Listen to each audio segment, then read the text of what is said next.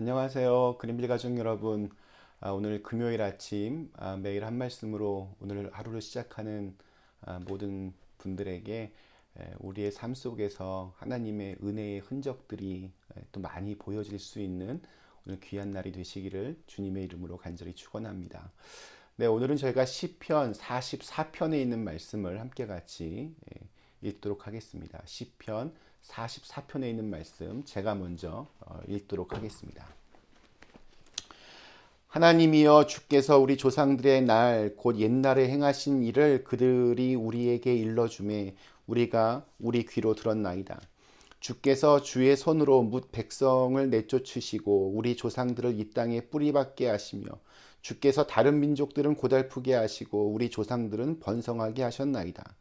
그들이 자기 칼로 땅을 얻어 차지함이 아니요 그들의 팔이 그들을 구원함도 아니라 오직 주의 오른손과 주의 팔과 주의 얼굴의 빛으로 하셨으니 주께서 그들을 기뻐하신 까닭이니이다. 하나님이여, 주는 나의 왕이시니 야곱에게 구원을 베푸소서. 우리가 주를 의지하여 우리 대적을 누르고 우리를 치러 일어나는 자를 주의 이름으로 밟으리이다. 나는 내 활을 의지하지 아니할 것이라 내 칼이 나를 구원하지 못하리이다. 오직 주께서 우리 원수들에게서 구원하시고 우리를 미워하는 자로 수치를 당하게 하셨나이다. 우리가 종일 하나님을 자랑하였나이다. 우리는 하나님의 이름에 영원히 감사하리이다. 그러나 이제는 주께서 우리를 버려 욕을 당하게 하시고 우리 군대와 함께 나아가지 아니하시나이다. 주께서 우리를 대적들에게서 돌아서게 하시니 우리를 미워하는 자가 자기를 위하여 탈취하였나이다. 주께서 우리를 잡아먹힐 양처럼 그들에게 넘겨주시고 여러 민족 중에 우리를 흩으셨나이다. 주께서 주의 백성을 헐값으로 파시며 그들을 판값으로 이익을 얻지 못하셨나이다. 주께서 우리로 하여금 이웃에게 욕을 당하게 하시니 그들이 우리를 둘러싸고 조소하고 조롱하나이다. 주께서 우리를 뭇 백성 중에 이야기거리가 되게 하시며 민족 중에서 머리 흔듦을 당하게 하셨나이다. 나의 능욕이 종일 내 앞에 있으며 수치가 내 얼굴을 덮었으니 나를 비방하고 욕하는 소리 때문이요 나의 원수와 나의 복수자 때문이니이다. 이 모든 일이 우리에게 임하였으나 우리가 주를 잊지 아니하며 주의 언약을 어기지 아니하였나이다. 우리의 마음은 위축되지 아니하고 우리 걸음도 주의 길을 떠나지 아니하였으나 주께서 우리를 승냥이의 처소에 밀어 넣으시고 우리를 사망의 그늘로 덮으셨나이다. 우리가 우리 하나님의 이름을 잊어버렸거나 우리 손을 이방신에게 향하여 폈다면 하나님이 이를 알아내지 못하셨으리이까. 무릇 주는 마음의 비밀을 아시나이다. 우리가 종일 주를 위하여 죽임을 당하게 되며 도살할 양같이 여김을 받았나이다. 주여, 깨소서. 어찌하여 주무시나이까. 일어나시고 우리를 영원히 버리지 마소서. 어찌하여 주의 얼굴을 가리시고 우리의 고난과 압제를 잊으시나이까. 우리 영혼은 진토 속에 파묻히고 우리 몸은 땅에 붙었나이다. 일어나 우리를 도우소서. 주의 인자하심으로 말미암아 우리를 구원하소서. 아멘. 오늘 제가 읽은 시편 44편은 사실 설교하기가 굉장히 어려운 그러한 내용입니다. 1절부터 8절까지는 굉장히 은혜롭습니다. 그러나 이후 9절부터 마지막 26절까지는 하나님에 대한 그런 원망으로 시가 마무리됩니다. 그래서 이 시편 44편을 설교할 때 대부분 보면 1절에서 8절까지만 이렇게 끊어서 설교하는 경우들이 굉장히 많습니다. 그러나 우리 인생이 언제나 희망적이고 언제나 은혜롭고 언제나 신실하지만은 않습니다. 인생은 고사하고 하루에도 몇 번씩 희망과 절망이 계속해서 반복이 됩니다. 아침에는 정말 전쟁에 이기고 돌아온 그런 개선 장군처럼 그런 승리의 노래를 부르다가도 저녁이 되면 도살장으로 끌려가는 양처럼 그렇게 힘없이 풀이 죽어 가기도 합니다. 숱한 모욕을 당하고 죽음의 위기를 겪기도 하지만 또 반대로 그런 와중에도 하나님을 찬양하고 또 하나님을 의지하기도 합니다. 아무리 신앙이 좋은 분들도 어느 순간 아주 깊은 절망의 늪에 빠지기도 하고 설렁설렁 그냥 하나님을 믿는 사람이라고 생각했는데 어떨 때는 정말 입이 딱 벌어질 만큼 담대하게 믿음으로 승리하는 경우도 종종 있습니다. 인간이라고 하는 존재는 그만큼 신비하고 또 굉장히 복잡합니다. 그런 면에서 저는 오늘 읽은 시편 44편은 굉장히 솔직한, 하루에도 정말 천국과 지옥을 오가는 우리 인간의 모습을 그대로 보여주는 시라고 생각합니다. 오늘 이 시편 44편의 배경을 알면 조금 더 우리가 이해하기 쉬울 것 같습니다. 시편 44편은 시편의 이 150편의 시편들 중에서 가장 마지막에 쓰여진 시라고 그렇게 추정이 됩니다. 구약의 마지막 말라기에서 신약의 처음 마태복음 사이에는 400년이라고 하는 그 공백이 있습니다. 그리고 성서학자들은 이 시편 44편이 그때 지어진 것이라고 그렇게 추측을 합니다. 바벨론에게 나라가 망한 뒤 나중에 다시 고향 땅으로 돌아오기는 했지만 다시 이제 이스라엘이라고 하는, 유다라고 하는 나라가 세워지지는 않았습니다. 계속해서 주변 강대국들이 이스라엘 영토를 차지하고 있었습니다. 그곳에 살고 있던 유대인들은 여호와 하나님에 대한 이야기를 조상들에게 보여주셨던 위대한 하나님의 역사를 알고는 있었습니다. 1절과 2절 말씀이 이렇게 시작을 합니다. 하나님이여 주께서 우리 조상들의 날 곧 옛날에 행하신 일을 그들이 우리에게 일러주매 우리가 우리 귀로 들었나이다. 주께서 주의 손으로 뭇 백성을 내쫓으시고 우리 조상들을 이 땅에 뿌리박게 하시며 주께서 다른 민족들은 고달프게 하시고 우리 조상들은 번성하게 하셨나이다. 그러니까 우리 조상들에게 보여주셨던 하나님의 그 놀라운 역사에 대해서 이들은 알고 있었습니다. 그런데 9절부터 이제 내용이 확 바뀝니다. 지금 그들의 현실은 나라를 빼앗긴 채 강대국들의 놀이터가 되었고 당연히 늘 배고픔에 시달린 채 서름의 세월을 보내야만 했습니다. 그래서 그들이 지금 절규하고 있는 것입니다. 우리는 하나님을 잊어버리지도 않았고 하나님과의 언약을 깨트리지도 않았는데 왜 하나님께서는 우리를 이방 민족들로부터 지켜주시지 않는 겁니까? 하고 지금 부르짖고 있습니다.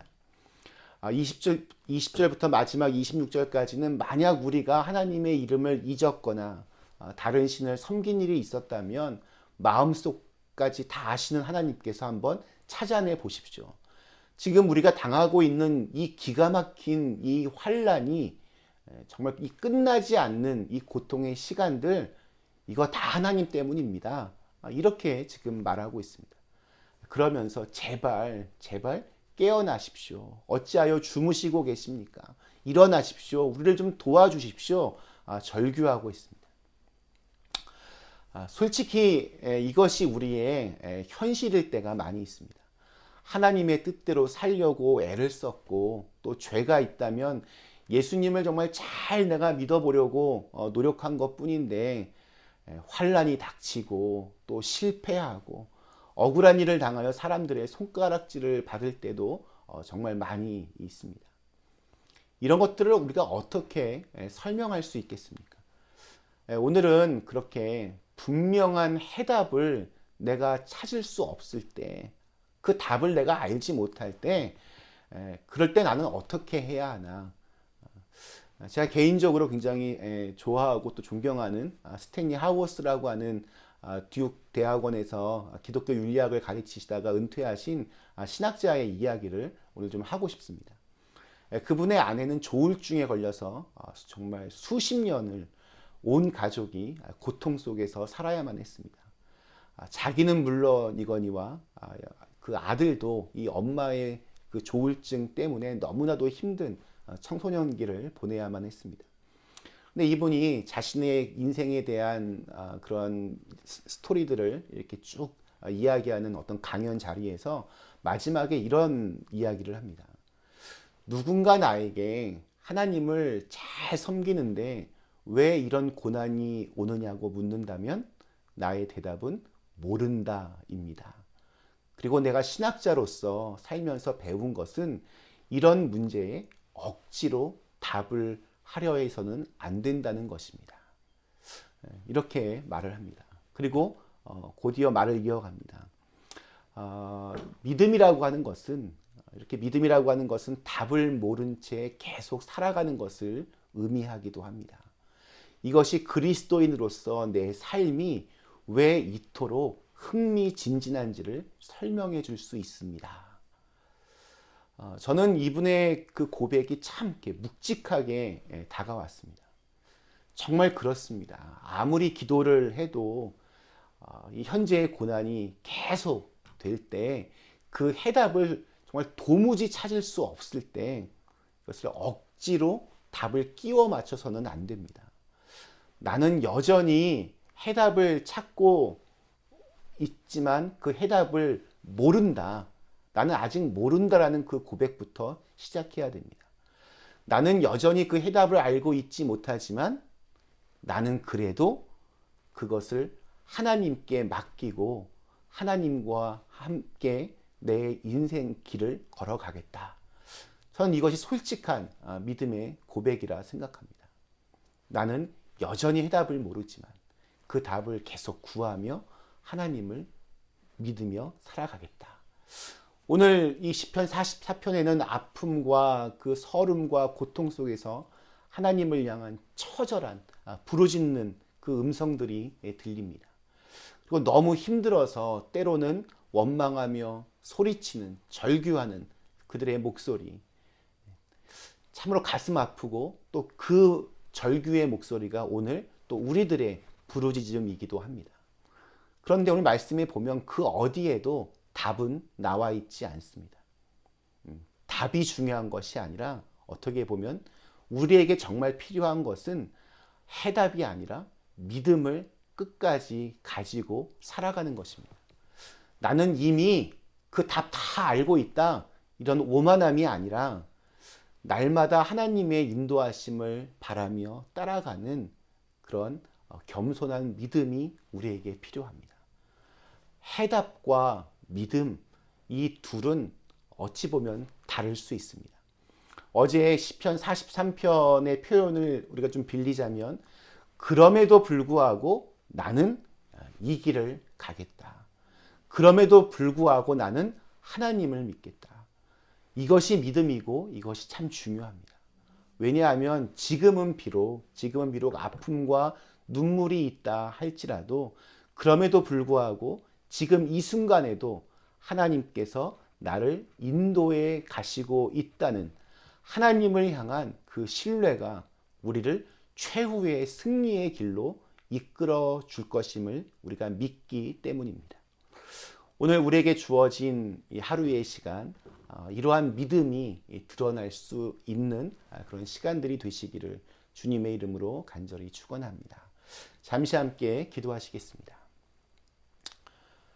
전능하신 하나님, 때로는 우리가 정말 이해할 수 없고 또 그 답을 찾을 수도 없는 그 막막한 현실 속에서도 하나님의 사랑을 우리가 그 하나님의 사랑에서 끊어지지 않음을 우리가 먼저 믿을 수 있게 하여 주옵시고 그 하나님에 대한 신뢰의 마음을 가지고 여전히 나는 답을 잘 모르겠지만 그래도 이 길을 걸어갈 수 있는 그러한 믿음의 모습으로 살아갈 수 있게 하여 주시옵소서.